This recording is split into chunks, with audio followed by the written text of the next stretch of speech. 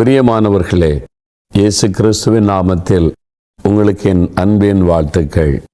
சுகமா, ஆசீர்வாதமா, மகிழ்ச்சியா இருக்கிறீங்களா? நீங்கள் எப்பவும் சந்தோஷமா மகிழ்ச்சியா இருக்கணும். அதுக்காகத்தான் இயேசு சிலுவையில் மரிச்சிருக்கிறாரு. இல்லைங்க, இந்த மாதிரி ஒரு வியாதி வந்துட்டு இந்த வியாதியில் கஷ்டப்படுறானே, எப்படி சந்தோஷமா இருக்க முடியும் அப்படின்னு கலங்குறீங்களா? வீட்டில் குழந்தைக்கு வியாதி வந்துட்டுங்க, பெரியவங்களுக்கு ஒரு வியாதி வந்துட்டு அதனால் நீங்கள் சந்தோஷத்தை இழந்து துக்கமாக இருக்கிறீங்களா? அதுக்குத்தான் இயேசு அற்புதம் செய்கிறவர். நம்ம ஜெபம் பண்ணினால் அவர் அற்புதம் செய்வார்.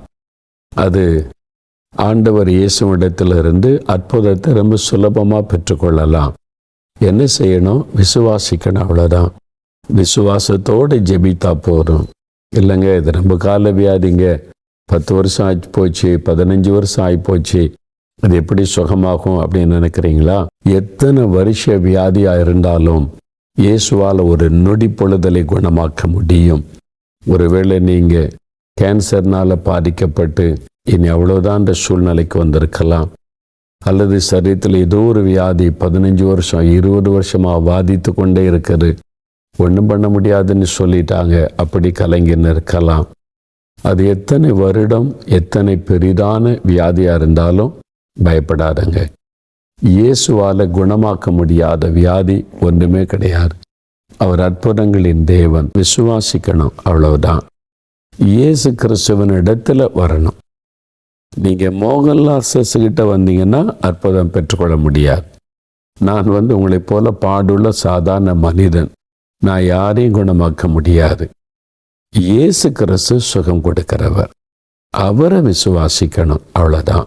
அவர் என்னை நேசிக்கிறார், என்னை குணமாக்குவார், எனக்கு சுகம் கொடுக்கிறதுக்கு சிலுவையில் ரத்தம் சிந்தி மரித்தார், இயேசு கிறிஸ்துவால் நான் சுகம் பெறுவேன் அப்படின்னு விசுவாசித்து ஜெபித்தா போதும், அவ்வளோதான்.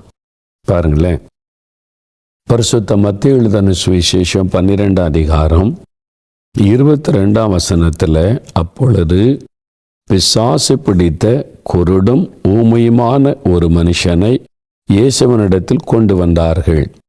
குருடும் ஊமையுமானவன் பேசவும் காணவும் தக்கதாக அவனை சொஸ்தமாக்கினார். பாருங்க, இயேசுவனை குணமாக்கினார். அன்றைக்கு அற்புதம் செய்த இயேசு இன்றைக்கும் அற்புதம் செய்கிறார். அன்றைக்கு குருடர்களுக்கு பார்வை கொடுத்தவர் இன்றைக்கும் பார்வை தருகிறார். அன்றைக்கு செவிடர்களை கேட்க பண்ணினவர் இன்றைக்கும் கேட்க பண்ணுகிறார். ஏனென்றால் இயேசு கிறிஸ்து நேற்றும் இன்றும் என்றும் மாறாதவர். அவருடைய அன்பு மாறலை, அவருடைய வல்லமை மாறலை, அவருடைய சுகமளிக்கிற வல்லமை மாறலை. அவர் எப்பவும் மாறாதவராய் இருக்கிற ஒரு ஆண்டவர். அது அன்னைக்கு நடந்துச்சு, அது அப்போ நடந்துச்சு இல்லை, அதே காரியத்தை இப்பவும் இயேசு செய்கிறார். எனக்கு பிரியமானவர்களே, இன்னைக்கு உங்கள் சரீரத்தில் ஏதோ ஒரு உறுப்பு பாதிக்கப்பட்டு இருக்கலாம். காது கேட்கலை, கண்ணு தெரியலை, அல்லது என்னுடைய ஜீரண உறுப்பு சரியாக செயல்படலை, லங்ஸில் பிரச்சனை, கிட்னி சரியாக செயல்படலை, இந்த மாதிரி ஏதோ ஒரு உறுப்பு சரீரத்தில் ஒரு உறுப்பு பாதிக்கப்பட்டதுனால உங்களுடைய சரீரத்தில் வேதனை, கஷ்டம், இனிமேல் என்ன பண்ண முடியும் அப்படின்ற ஒரு சூழ்நிலையில் கலங்கலாம். இயேசுவால் ஒரு அற்புதம் செய்ய முடியும். அவரால் அதை குணமாக்க முடியும். நீங்கள் விசுவாசித்தா போதும். Simple faith.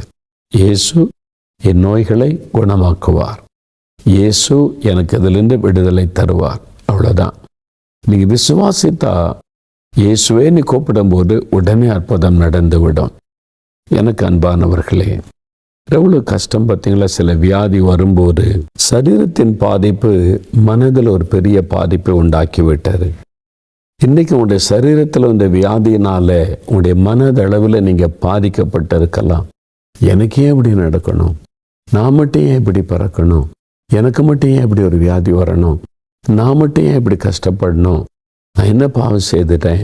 அப்போ ஆண்டவருக்கு மேலே அன்பு இல்லையா? அப்படிலாம் உங்களுடைய மனதில் பல போராட்டங்கள், மன சோர்வுகள், உங்களுடைய பிரச்சனை, வியாதி நிமித்தம் வந்து கொண்டிருக்கலாம். கலங்காதுங்க, பயப்படாதுங்க. இயேசு உங்களை நேசிக்கிறார். உங்கள் மேலே அவர் மிகவும் அன்பு வைத்திருக்கிறார். அதனால தான் இந்த நிகழ்ச்சியின் மூலம் உங்கள்கிட்ட பேசிக்கிட்டு இருக்கிறார். என் மகனே, என் மகளே, நான் உன்னை சுகமாக்க முடியும். நான் உனக்கு ஒரு புதிய சரீரத்தை கொடுக்க முடியும், புதிய உறுப்பை கொடுக்க முடியும். எதுவானாலும் நான் உனக்கு அர்ப்பணம் செய்ய முடியும் என்று தான் உங்களோடு பேசி கொண்டிருக்கிறார். நீங்கள் விசுவாசத்தோடு ஜெபிச்சா போதும், இன்றைக்கு அற்புதம் நடக்கும். இப்போ நம்ம ஜெபிக்க போகிறோம். காதில் உங்களுக்கு பிரச்சனை இருக்குது, காது கேட்கலைன்னா அதில் அப்படி கை வைத்து கொள்ளுங்க. கண்ணில் பிரச்சனை, கண்ணு தெரிய மாட்டேங்குது, என் கண்ணில் நல்ல வெளிச்சம் வேணும், கண்ணில் கை வைத்து கொள்ளுங்க. எனக்கு ஹார்ட்டில் ப்ராப்ளம், இருதயம் வேகமாக துடிக்குது, இருதயத்தில் வலி உண்டாகுது, மரண பயம், இருதயத்தில் கை வைங்க. லங்ஸில் பிரச்சனை, லிவரில் பிரச்சனை, கிட்னியில் பிரச்சனை, அங்கே கை வைத்து கொள்ளுங்க. அதாவது உங்களுடைய ஏன் கை வைக்கிறோன்னா உங்கள் விசுவாசத்தை வெளிப்படுத்தும்படி, அவ்வளோதான். நீங்கள் உங்கள் சரீரத்தில் கை வைத்து ஜெபிக்கும் போது உங்களுடைய விசுவாசத்தை வெளிப்படுத்துறீங்க. ஒரு எதிர்பார்ப்பு, இயேசு என்னை தொடுவார், குணமாக்குவார்னு இயேசு அதை பார்க்கிறார், அவ்வளோதான். வியாதிப்பட்ட ஒருவேளை யாராவது உங்கள் வீட்டில் இருக்கிறாங்க, குழந்தைகள், அதுங்களுக்கு தெரியாது, நீங்கள் கை வைங்க. படுக்கையில் சிலர் இருக்கிறாங்க, அவங்க மேலே நீங்கள் கை வைத்து இப்போ என் கூட சேர்ந்து ஜெபிக்கணும். இப்போவே உங்களுடைய கண் திறக்கப்படும், காது திறக்கப்படும், கால்கள் செயல்பட ஆரம்பிக்கும், மரண படுக்கை மாறும், அற்புத சுகம். ஏன்னா இயேசு கிறிஸ்து நேற்றும் இன்றும் என்றும் மாறாதவர். அவர் அதே வல்லமை உள்ளவர், அதே அன்புள்ளவர். இன்றைக்கு உங்களை தொட போகிறார். இப்போ என் கூட சேர்ந்து ஜெபிக்கணும். உங்களுடைய எண்ணம் சிதறாமல் இருக்க கண்களை மூடி இயேசுவை கண்முன்னால் நிறுத்தி இயேசுவின் நாமத்தில் சுகம் உண்டாகட்டும், இயேசுவை தொடுன்னு ஜெபிக்கணும். சரியா, நம்ம ஜெபிக்கலாம். தகப்பனே, அருமையான இந்த பிள்ளைகளோடு இணைந்து அவருடைய சுகத்திற்காக, விடுதலைக்காக ஜெபிக்கிறப்பா. இந்த அன்பு சகோதரனுக்கு 25 வருடமாய் ஆண்டவரை பாதிக்கப்பட்ட இந்த காதை தெளிவாய் கேட்க வைத்தீரே, விடுதலை கொடுத்தீரே. நீர் நேற்றும் இன்றும் என்றும் மாறாத தேவன் என்பதை நாங்கள் விசுவாசிக்கிறோம். இன்றைக்கும் நீர் அற்புதம் செய்கிற தேவன், விடுதலை கொடுக்கிற தேவன், வல்லமை உள்ள தேவன் என்பதை நாங்கள் விசுவாசிக்கிறோம். ஏதோ வியாதி உள்ள இடத்தில் கை வைத்து கொண்டு இயேசுவே என்னை குணமாக்கும், இயேசு கிறிஸ்துவின் நாமத்தில் சுகம் உண்டாகட்டும் என்று ஜெபிக்கிற இந்த பிள்ளைகளை பாரும். இப்பொழுது அவர்களுக்காக நான் ஜெபிக்கிறேனப்பா. ஆண்டவரே, தலைவலி, வேதனை, வலிகள், துக்கங்கள், எவ்வளவு பெரிய கஷ்டம் என்று உமக்கு தெரியுமே. நீர் அடிபடும் பொழுது முள்முடி ஏற்றுக்கொண்ட போது இந்த வேதனையெல்லாம் சிலுவையிலே சுமந்தீரே. கர்த்தர் அதை நினைத்தருளும். இப்பொழுது நசரேயனாகிய இயேசு கிறிஸ்துவின் நாமத்தில் சுகமளிக்கிறவருடைய வல்லமை அவருடைய சரீரத்திற்குள் இறங்கட்டும். கண்கள் பாதிக்கப்பட்டவர்கள் சுகம் அடையட்டும் இயேசுவின் நாமத்தில்.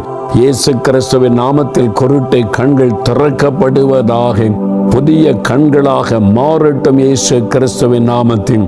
செவிகள் திறக்கப்படட்டும். குருட்டு ஆவிகளை, செவிட்டு ஆவிகளை இயேசுவின் நாமத்தில் கடிந்து கொள்ளுகிறேன். ஊமையும் செவிடுமான ஆவிகளை நான் இயேசுவின் நாமத்தில் கடிந்து கொள்ளுகிறேன். இப்பொழுது செவிகள் திறக்கப்படட்டும். நாவின் கட்டுகள் அறுக்கப்பட்டு தெளிவாக இந்த குழந்தைகள் பேசட்டும். ஒரு அற்புத சுகம் உண்டாவதாக. பாதிக்கப்பட்ட இருதயம் புது இருதயமாய் மாறட்டும் இயேசுவின் நாமத்தில். பாதிக்கப்பட்ட லங்ஸ் இயேசுவின் நாமத்தில் புதிதாய் மாறட்டும். லிவர் புதிதாய் மாறட்டும் இயேசுவின் நாமத்தில். சிறுநீரகம் பாதிக்கப்பட்டவளை தொடுவீராக. அந்த கிட்னியிலே ஒரு அற்புத மாற்றம் இயேசு கிறிஸ்துவின் நாமத்தில் உண்டாகட்டும். கர்ப்பப்பை பிரச்சனை நீங்கட்டும், சுகம் உண்டாகட்டும். எலும்புகளிலே, நரம்புகளிலே காணப்படுகிற வலிகள், வேதனைகள் இயேசு கிறிஸ்துவின் நாமத்தில் மறைந்து போகட்டும். ஒரு அற்புதமான சுகம் உண்டாவதாக. நடக்க முடியாதபடி படுக்கையில் இருக்கிறவர்கள் இயேசு கிறிஸ்துவின் நாமத்தில் எழும்பி நடப்பார்களாக. சுகமளிக்கிற வல்லமை கால்களுக்குள் இறங்கட்டும். கட்டுகள் இயேசுவின் நாமத்தில் அறுக்கப்படட்டும். எழும்பி நட இயேசுவின் நாமத்தினாலே. சுகம் உண்டாவதாக இயேசுவின் நாமத்தில். ஒரு அற்புதமான சுகமும் விடுதலையும் உண்டாகட்டும். பயங்கள், கலக்கங்கள், வேதனையிலிருந்து ஒரு விடுதலை வரட்டும் இயேசுவின் நாமத்தில். தடைகள் மாறட்டும், காரியங்கள் வாய்க்கட்டும். அவள் வேண்டிக் கொள்ளுகிற காரியத்தில் அற்புதம் செய்து மகிழ பண்ணுவீராக. உம்முடைய தள்ளும்புள்ள கரம் தொடுகிறதற்காய் ஸ்தோத்திரம். தள்ளும்புகளால் சுகம் ஆகிறதற்காய் ஸ்தோத்திரம். இயேசுவின் நாமத்தில் சுகம் கொடுத்த தேவனுக்கு ஸ்தோத்திரம், ஸ்தோத்திரம். இயேசு கிறிஸ்துவின் நாமத்தில் ஜெபிக்கிறோம் பிதாவே. ஆமேன், ஆமேன். பிரியமானவர்களே, அப்படியே கரம் வைத்துங்க. இயேசுவே ஸ்தோத்திரம் சொல்லுங்க. என்னை தொட்டதற்காய் ஸ்தோத்திரம், சுகம் கொடுத்ததற்காய் ஸ்தோத்திரம். இயேசுவின் நாமத்தில் நான் சுகத்தை பெற்றுக்கொள்கிறேன். இயேசுவே ஸ்தோத்திரம். சொல்லுங்க வாய் திறந்து, இயேசுவின் நாமத்தில் இன்று முதல் மாற்றத்தை காணட்டும். இப்போ கண்ணை திறந்து பாருங்க, செவிகளை பாருங்க. எதுக்காக ஜெபிச்சுங்கள் அந்த வலி வேதனைக்கான சோதிச்சு பாருங்க. எளிமையை நடங்க, அற்புத சுகத்தை பெற்றுக்கொண்டீங்க. இன்னிய படுக்கையில் இருக்கிறீங்க, எளிமையை நடங்க. இனி உங்களுடைய குழந்தைகளுக்குள்ள மாற்றத்தை காண்பீங்க. குழந்தைகள் தெளிவா பேசும், தெளிவா பார்க்கும். காது திறக்கப்பட்டு விட்டது. இயேசுவுக்கு ஸ்தோத்திரம், இயேசுவுக்கு ஸ்தோத்திரம். ஆண்டவருடைய கரம் உங்களோடு நடத்துவதாக. ஆமென்.